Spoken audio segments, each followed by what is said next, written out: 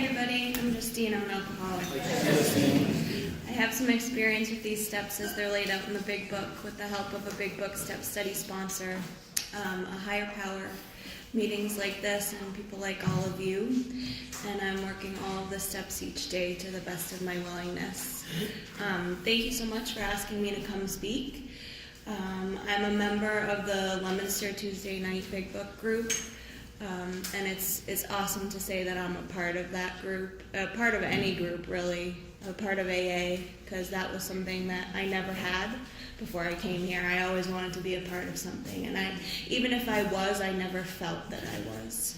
And today I get to actually be a part of things and feel that I am. And that's just because of this stuff. So step 3, I'll kind of talk a little bit about what it was like for me as I was formally going through this step with my sponsor and how it kind of applies today for me. The steps are so cool in the sense for me that they're always evolving and changing, and what a step means in my life is different on a day-to-day basis.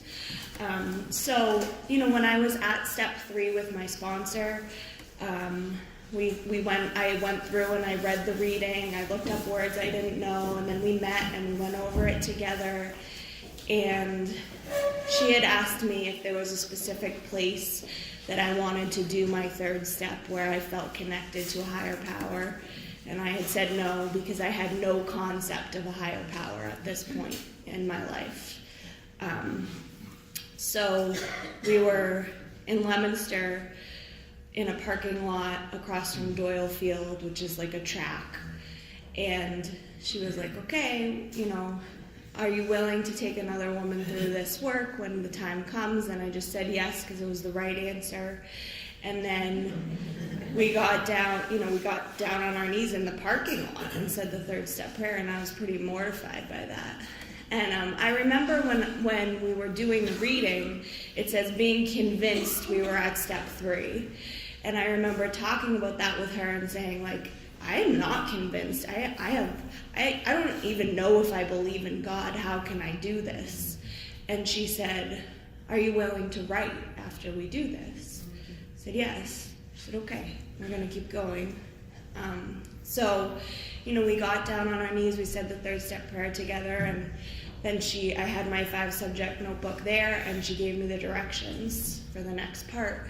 And I have heard a lot of people talk about how they have had profound experiences in their 3rd step. For me, in that moment, I didn't feel anything. That doesn't mean that it wasn't a profound experience and that it didn't affect tons of change in my life. But at that time, I was just like, I don't know what I'm doing. I don't know if I'm doing it right. I'm just doing it. And what I had was that little bit of willingness that you hear people talk about all the time in this program. I knew that my life run on self-will didn't work, right? Like it talks about in the reading. I knew that I was the actor, and that even when I was trying to be kind, I was in collision with things. That was something new that I learned in the reading. Even if my intentions were good, things got screwed up because I was trying to control, I was trying to manage, I was hanging on to everything really, really tightly. I let go of nothing, right? So my life was really, really difficult. I lived like it was me against the world. It was a war all of the time. I lived in that bondage of self. For me, that's what that meant. It was like I lived in a war zone within myself. And it was not the reality. I created most of that, right, in my alcoholic brain. So, I continued to write. It talks a lot about how we have to follow this up with action. The step reads, I made a decision to turn my will in my life. It doesn't say I actually do it at this point, right? So I don't know when I started to really turn my will in my life over, and it's a continuous thing. But it was somewhere in the latter steps. It wasn't at step 3 that I gave my whole self over to God. I started to realize I needed something bigger than me at this point. That's where I was at. So that was kind of what my formal step 3 looked like. Like I said, it took a while before I started to feel the effects of that. And I like to talk about that because, I wrote for a long time and I was just waiting for the results, right? Like why I did this was to feel better. I didn't want to feel the way that I felt. And so I had quite a few years there where I was just like, okay, when's this gonna help? When's this gonna help? And I know that God was in it because I kept doing it, and as an alcoholic, I'm impatient, right? So things were happening that whole time, even though I would have told you it's not working, it's not working, it's not working, right? But lots of stuff was happening for me.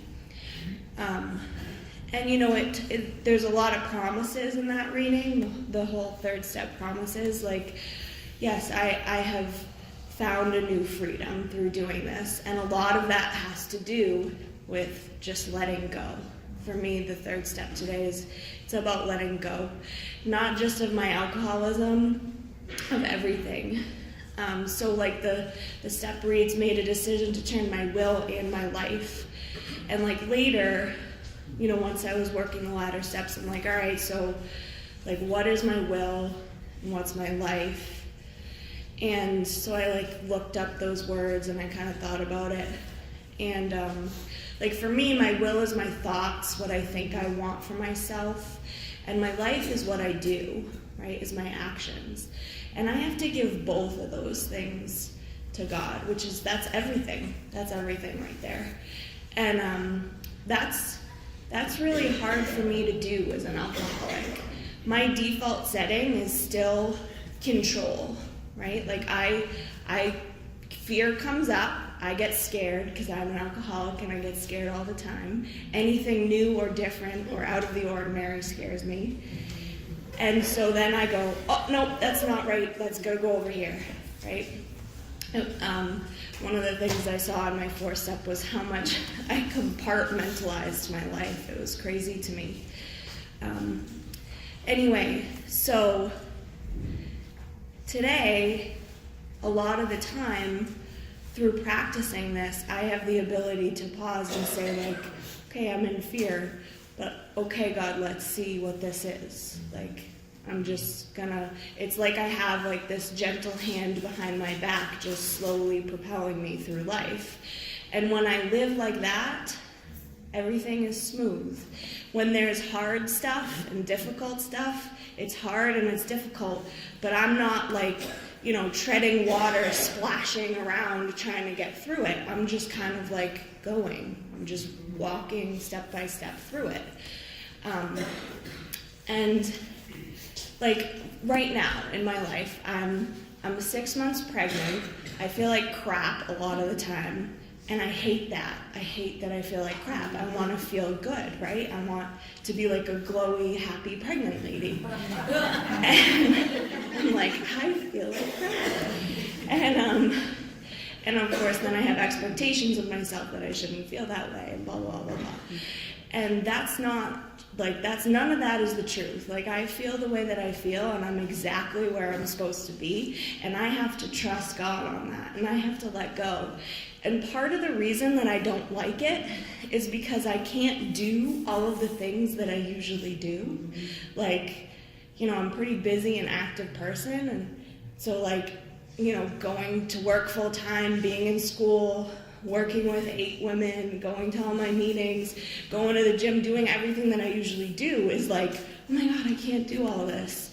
And I feel overwhelmed, but I still think I should do it, right? So I have to stop. I have to slow down. I have to really be with myself. I have to be patient. And that's something that I still have to work on a daily basis. And this is teaching that, And so that's what's so cool is even when there's things that happen in my life that I think are bad, like my will labels it as bad. Mm-hmm. It's such a gift, right? Like we learn in 6 and 7, we don't know what's good and bad, right? We never know. Today I try to be grateful and thank my higher power for everything that comes into my life, because there's a reason for all of it, and I can learn from all of it. And what I learn is that I don't know anything. For me, that's step 3. Like, the more I grow in this program, the more I realize I don't know anything. I'm so unimportant. I am just like a part of this big giant thing that I will never comprehend. And that's beautiful. I have no idea what's going to happen 10 seconds from now. And that used to be terrifying to me. And now it's not. And that letting go is the foundation of me doing all of this work, right? Without me giving myself to God and letting God show me, I can't do any of the other stuff. And step 3 is, for me, strengthened by all of the other steps. Specifically, I'll talk about briefly how the amends process has helped my step 3, helped me to do a good step 3.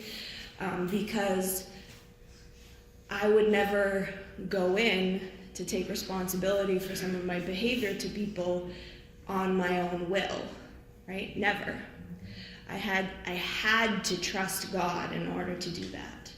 Not something I wanted to do, something I was afraid of, but something I knew in my heart that I had to do.